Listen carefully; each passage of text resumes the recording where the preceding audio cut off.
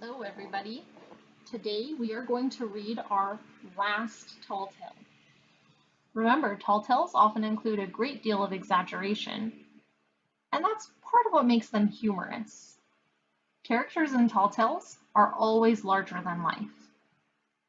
The tall tales that we've learned so far include Paul Bunyan, where two men greased a colossal pan by skating across the pan with slabs of bacon on their feet. We've read about Pecos Bill. Pecos Bill was headed west with his family on a covered wagon when he fell right out and was raised by coyotes.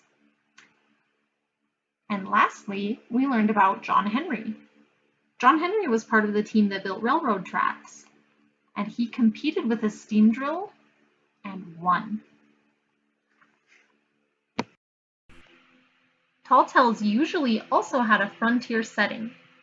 The American frontier was the formerly unsettled area in the western United States. In the 1800s, many Americans traveled from the east coast of the United States, where most early settlers lived, to the west coast. As they traveled west, they crossed the Appalachian Mountains and the Great Plains. You can see the Appalachian Mountains on this map in light green, and the Great Plains are shown in yellow. After tunnels were built, allowing trains to go from the eastern United States to the new territories in the west, trains were a primary mode of transportation for Americans. People rode on trains to get to places, and trains were used to ship items from one part of the country to another much faster than ever before. Today's tall tale, Casey Jones, is about a train engineer who drove a locomotive for the Illinois Central Railroad more than 100 years ago. Like John Henry, Casey Jones was a real person, but his real name was John Luther Jones. There is a portrait of John Luther Jones on the left. He was from Casey, Kentucky, so he got the nickname Casey Jones. You can see Kentucky on this map, on the map on the right, in red. Casey Jones became well known for his bravery and determination. We'll learn about why as soon as we go over our vocabulary words. Legendary. Legendary means famous or well known, or describes something or someone that is like a legend. The main character of our story today, Casey Jones, was legendary. Other legendary characters you might know are King Arthur or Robin Hood. I'm going to talk about a couple other things that could be described as legendary. Man walking on the moon, competing in the Olympics, or discovering ancient cities like Machu Picchu would all be legendary. But things like going to the swimming pool, tying your shoes, and brushing your teeth every morning are not really legendary. See if you can think of any legendary people, places, or things that you know.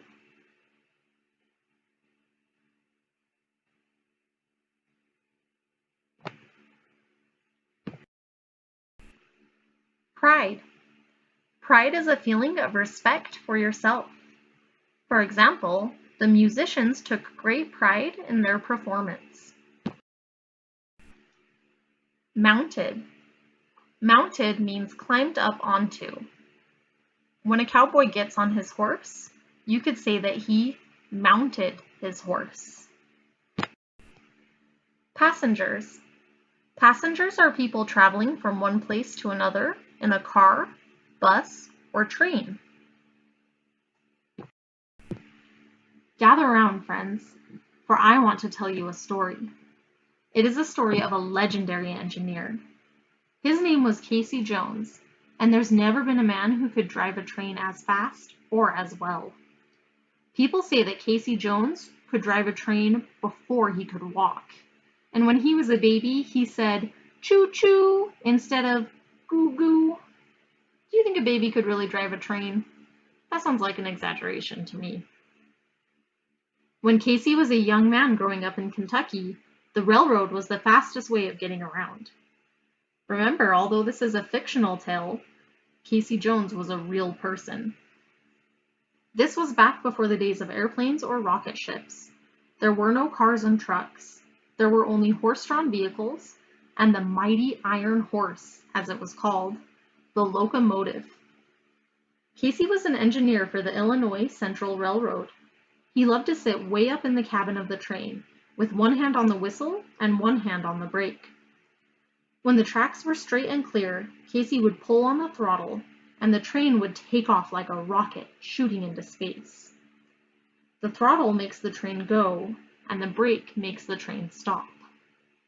When he came into the station, he would pull on the brake and bring the train to a sudden stop.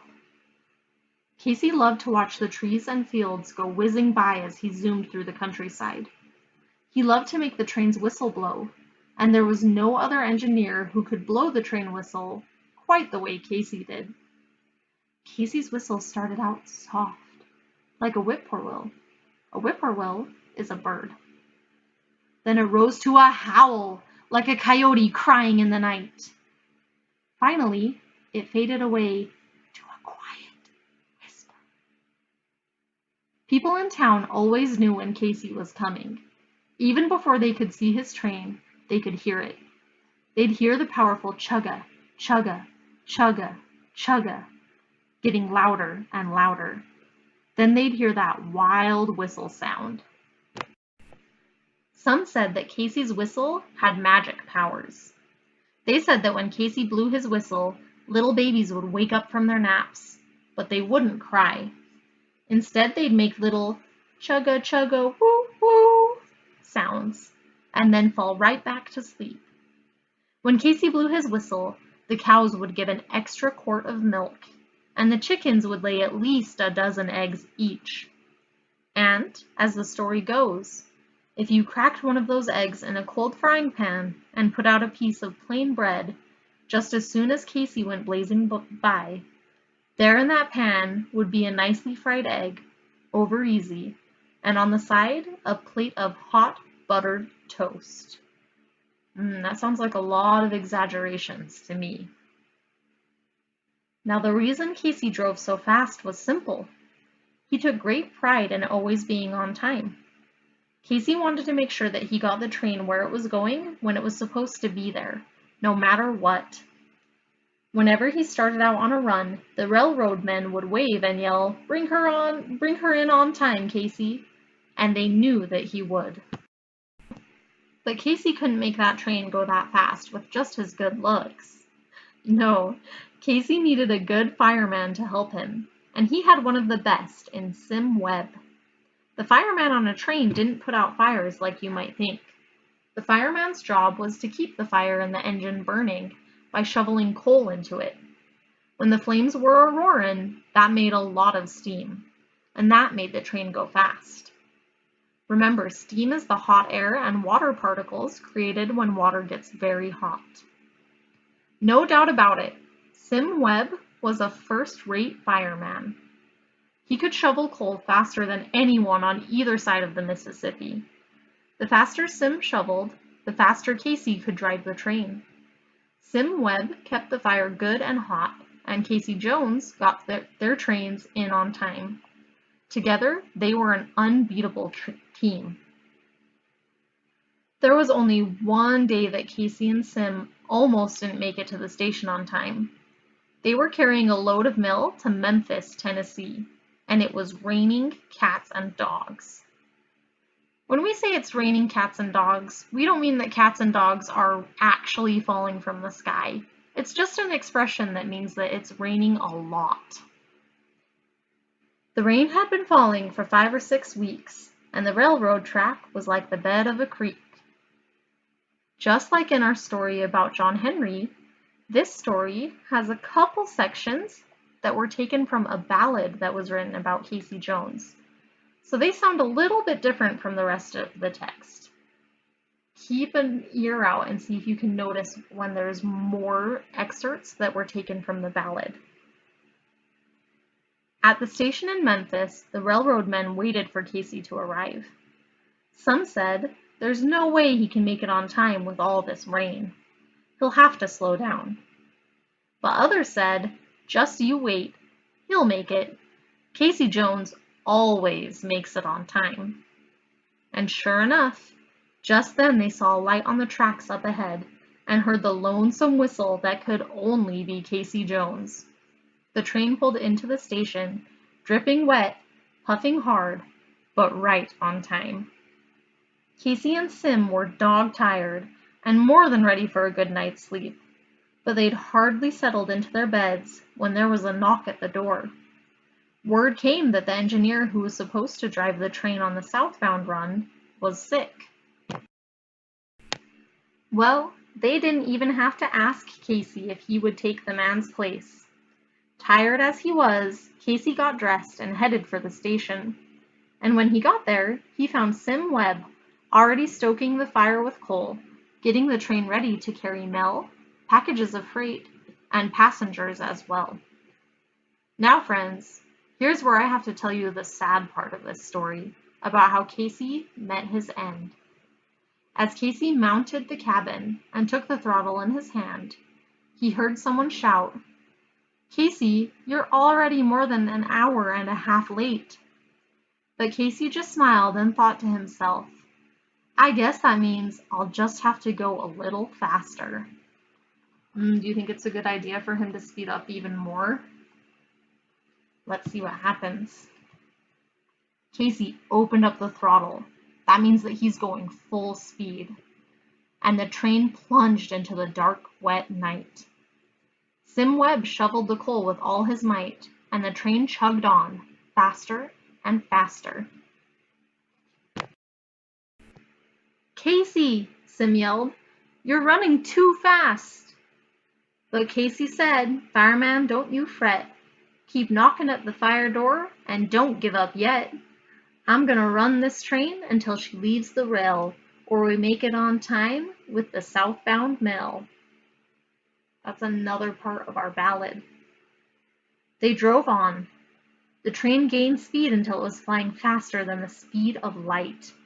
Ooh, do you think it was actually going that fast, or do you think that might be another exaggeration?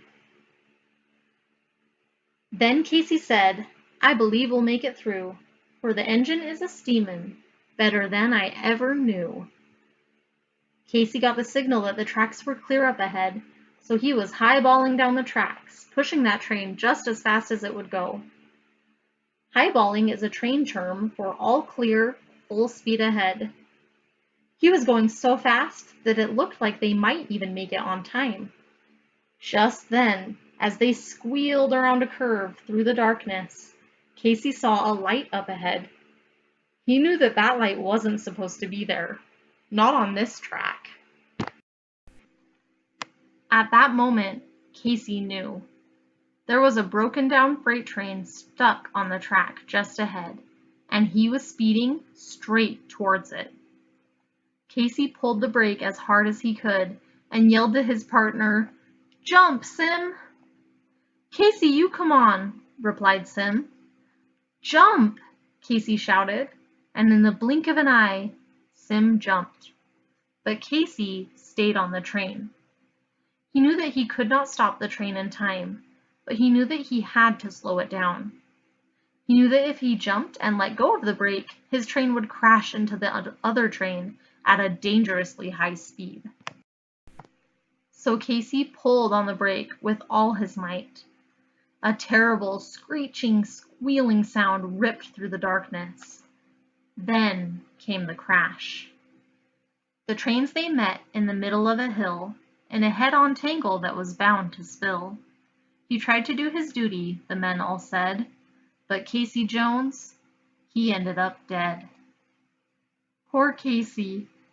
When they found him, they said he had one hand still on the brake and one hand tight on the whistle, trying to stop his train as best he could and give warning to the other team. Casey Jones didn't survive that fateful ride, but he was the only person who died in the crash. Casey's bravery that night saved all of the other passengers on both trains, and his fireman, Sim. Sim Webb survived the crash and was very proud of Casey Jones's heroism. Sim held a great deal of admiration for Casey Jones. What do you think? Do you think he was a hero?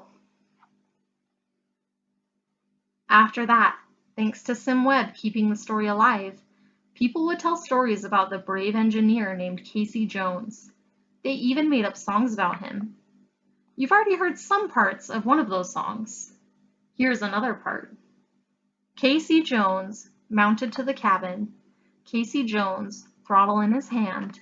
Casey Jones, mounted to the cabin, took a trip to the promised land. They say that if you look up in the sky on a clear night and see a flash of light across the sky, well, it might be a shooting star. But then again, it might be Casey Jones roaring across the sky, chugga chugga chugga chugging, on time till the end of time. What do you think? Is that another exaggeration? I think it might be. We just finished our very last tall tale. Casey Jones is the last tall tale that we will read in this domain. In the story Casey Jones, were there any characters that were based off of real life people?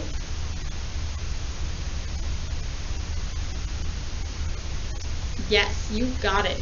Just like John Henry, Casey Jones was based on a real person named John Luther Jones. His partner Sim Webb was also based on a real person. What parts of this story are things that could happen in real life? You've got it. In real life, people can be engineers and work on trains, drive trains. Who was our legendary character in this story?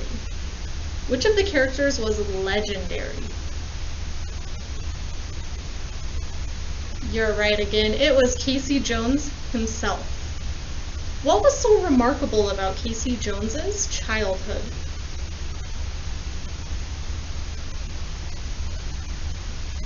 In our story, it said that Casey Jones could drive a train when he was just a baby. And that instead of saying gaga, like most babies, he said choo-choo. All right, my friends, what parts of this story couldn't happen in real life?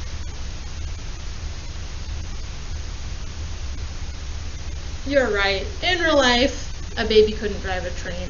And cows wouldn't make more milk, or chickens lay more eggs when they hear a train whistle. And trains move pretty fast in real life, but they don't move faster than light. Because there's a lot of things in this story that could not happen in real life, we know that it is fictional. Just like all other tall tales, this is a fictional story. Even though the person that it's based on was real, the things that happened in our story were fictional. Casey Jones was larger than life in our story. He was such a smart, fast train engineer. He could move that train faster than anyone. There were lots of exaggerations, like him being able to drive as a baby. There were some funny moments in our story, and our story took place on the frontier. All right, my friends, I am going to have you open up the PDF that is attached to this assignment. The first PDF is a Venn diagram. We're going to use that tool to compare two tall tale characters. We're going to compare Casey Jones and John Henry.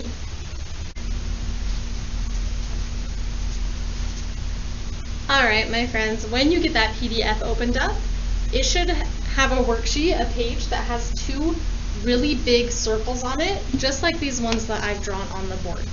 Yours are probably going to be better circles than mine. Mine got a little wobbly, but that's okay. One of our circles says John Henry at the top, and the other says Casey Jones. Venn diagrams are a tool that we use when we're comparing two different things. Venn diagrams help us list what's similar about two things and what's different about two things. When we fill out a diagram, we put the things that are similar in this middle section.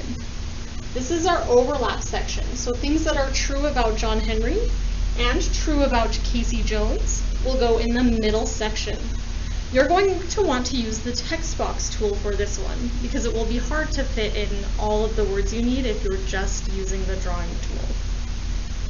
Things that are different about our characters are going to go in their own individual sides. So if there is something that is true about Casey Jones, but it's not true about John Henry, we will put it in the Casey Jones side.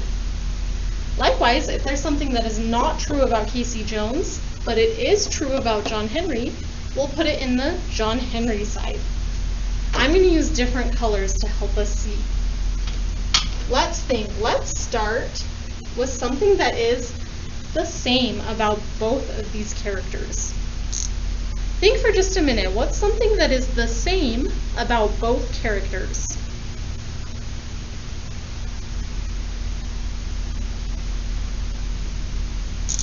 You've got it. They both worked. I'm going to put a little dash here, and I'm going to say they worked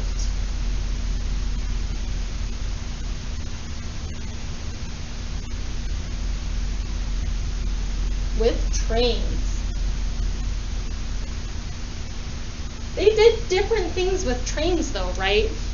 They didn't do the same work with trains. That could be something we could put in our differences column.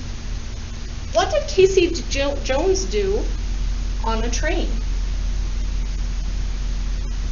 Casey Jones was an engineer. I'm going to try and write really big so you can see.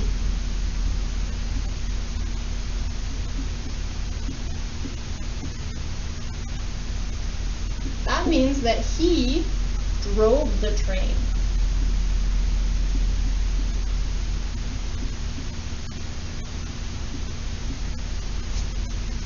What about John Henry?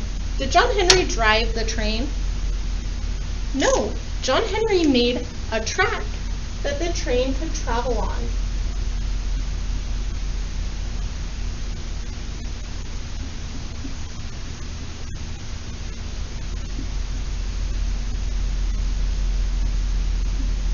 Notice that I'm writing my responses in complete sentences. What's something else that is similar about these two characters? What's something that is the same?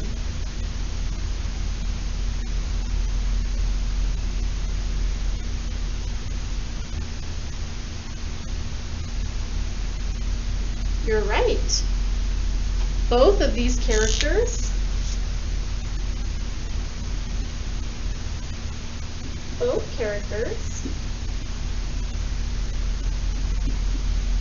almost went out of my line there, are based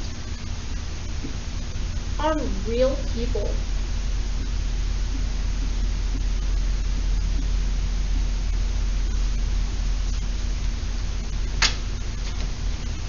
What's something that's different about these characters?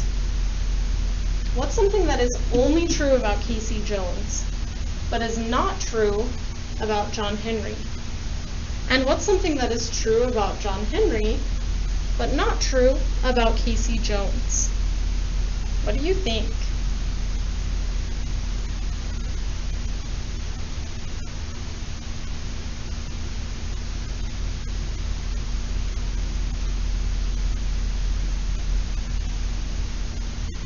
When you think of something, I want you to write it in their columns. I want you to write one more difference in each column. And I want you to see if you can think of one more similarity. So your assignment for today is think of one thing that's true about Casey, one extra thing besides the one that I've written that's true about Casey Jones but not John Henry. One thing that's true about John Henry but not Casey Jones. And one more thing that is true about both of them. When you're done, you should have 2 items in your John Henry circle, or Casey Jones, sorry, that's Casey Jones. But you should also have 2 items in your John Henry circle. And then I want 3 similarities, so 3 things in the middle. When you have 2 sentences here, 3 sentences here, and 2 sentences here, you may turn it in with Cami. Then there is one more thing we're going to do. I'm going to jump on my computer for that one, and I'll show you what to do. Alright, my friends, this is your last assignment for today. This is our characters chart that we have been filling out after every single telltale we've read. You'll notice that all of the other squares are filled out with my answers. Not the ones you put, but my answers. And it's okay.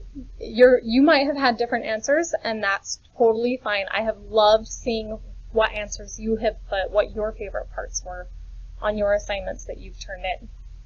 Of course, in John Henry's we have one missing because he didn't have any creations or inventions. Today we are going to fill out our very last column about Casey Jones. We'll start with his amazing childhood. We talked a little bit about some things that were amazing about Casey Jones's childhood. On this one, I'm not going to fill out any of the boxes. I'm going to talk about them with you, but I'm not going to fill out any of them myself. So you will need to write your own sentences that tell me about these things. So tell me something about Casey Jones's amazing childhood, and then you'll put it in this box right here. What was amazing about his childhood?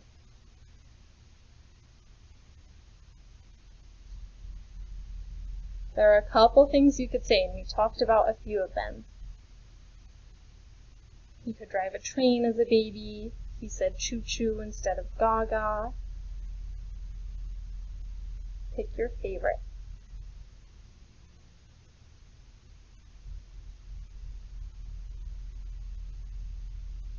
What about his creations and inventions?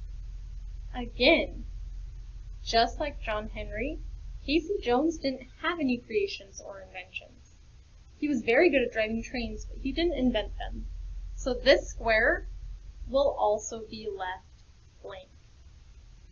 What about amazing adventures, though? Did he have amazing adventures? He certainly had some amazing adventures in our story. Tell me about one of your favorites.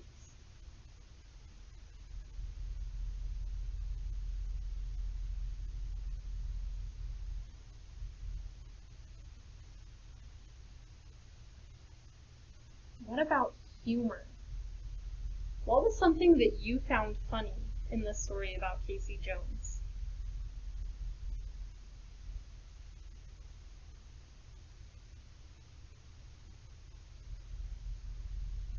And lastly, what's your favorite example of an exaggeration from Casey Jones? Just like John Henry, there aren't as many examples of exaggerations as there were in the story about Paul Bunyan and Pecosville. But Casey had a little bit more exaggeration in his story than John Henry did. So there's a couple things that you could pick from to put in that last column. Alright, my friends. Take your time to fill out the rest of the squares on this column, except for the creations and inventions ones. Casey Jones and John Henry didn't have any creations or inventions. So those should be the only ones left blank when you turn in this assignment. After you turn this in, you are done with knowledge for the day. We'll see you next time.